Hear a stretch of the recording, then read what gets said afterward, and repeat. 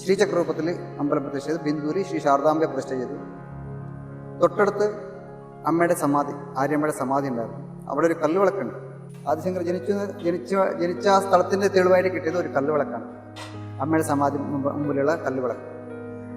അതായത് അടുത്തുള്ള ശ്രീകൃഷ്ണ സ്വാമി ക്ഷേത്രത്തിൽ പൂജ ചെയ്തിരിക്കുന്ന തലയാട്ടുപള്ളി, കാപ്പള്ളി 2 ഫാമിലി. അത് അമ്മയുടെ തലഭാഗ് പിടിച്ചൊരു തലയാട്ടുപള്ളിയും കാൽഭാഗ് പിടിച്ചൊരു കാപ്പള്ളി എന്ന് പറഞ്ഞിട്ട് 2 ഫാമിലിയും ആ കൃഷ്ണൻ്റെ അമ്പലം പൂജ ചെയ്ത് ഈ കല്ലുവിളക്ക് കത്തിച്ച് പോയിരുന്നു അത്രേ. അവർക്ക് എന്തിനാണെന്നോ പിന്നെ മനസ്സിലായില്ല. അതിന് ശേഷമാണ് മനസ്സിലായത് ഈ കല്ലുവിളക്കാണ് അമ്മയുടെ അടുത്തുള്ള സമാധിയാണ് അതിൻ്റെ. അത് 2 ഫാമിലിക്ക് ഒരു സ്റ്റോറി ഉണ്ട്. അദ്ദേഹം സന്യാസി ആയതുകൊണ്ട് അമ്മയുടെ അന്ത്യകർമ്മങ്ങൾ ചെയ്യാൻ പാടില്ല എന്ന് നാട്ടുകാർക്ക് എതിർക്കാണ്. പക്ഷേ ഈ 2 ഫാമിലി, തലയാട്ടുപള്ളി, കാപ്പള്ളി 2 ഫാമിലി മാത്രം അദ്ദേഹത്തിനെ സപ്പോർട്ട് ചെയ്യാണ് അമ്മയുടെ അന്ത്യകർമ്മം ചെയ്യാൻ വേണ്ടി.